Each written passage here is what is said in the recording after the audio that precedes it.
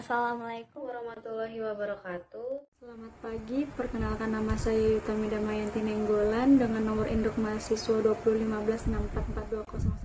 Saya Afifah Fahrunisa, NIM 20156444207. Saya Dea Sinta Maharani dengan nomor induk mahasiswa 20156444212 dari grup B. Di sini saya akan menjelaskan tentang hakikat dan konsep manajemen. Manajemen adalah proses perencanaan, pengorganisasian, pengarahan, dan pengawasan usaha-usaha anggota organisasi dan penggunaan sumber daya organisasi lainnya agar mencapai tujuan organisasi yang telah ditetapkan. Jadi, di dalam konsep manajemen itu dilakukan melalui serangkaian aktivitas yang dikelompokkan ke dalam fungsi-fungsi manajemen dan mencakup fungsi perencanaan, pengorganisasian, pelaksanaan, dan pengendalian. Yang kedua, dilakukan secara efektif dan juga efisien. Dan yang terakhir, perusahaan melakukannya dengan memanfaatkan sumber daya organisasi.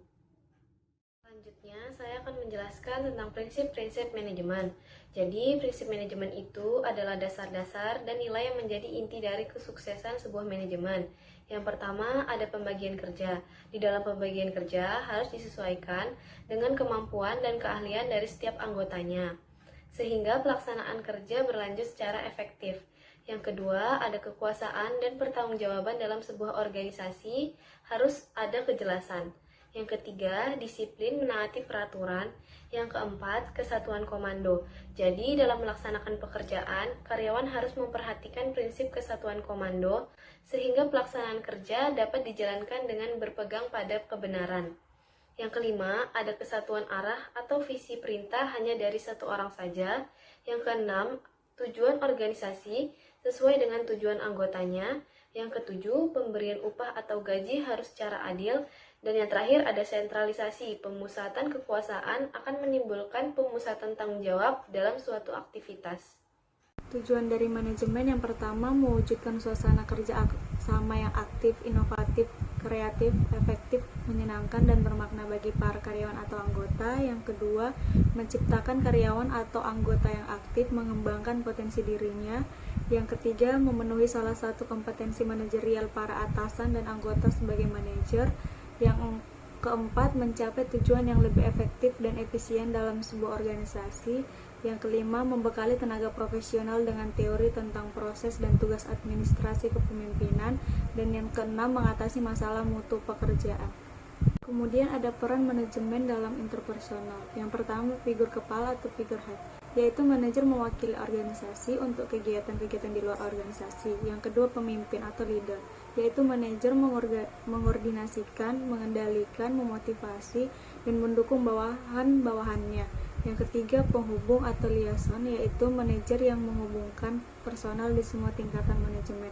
Selanjutnya, peran manajemen dalam informasi. Yang pertama, peran dari manajer sebagai pusat saraf organisasi untuk menerima informasi yang paling mutakhir. Yang kedua, sebagai penyebar informasi ke seluruh personal dalam organisasi. Yang ketiga, juru bicara untuk menjawab pertanyaan-pertanyaan tentang informasi yang dimiliki.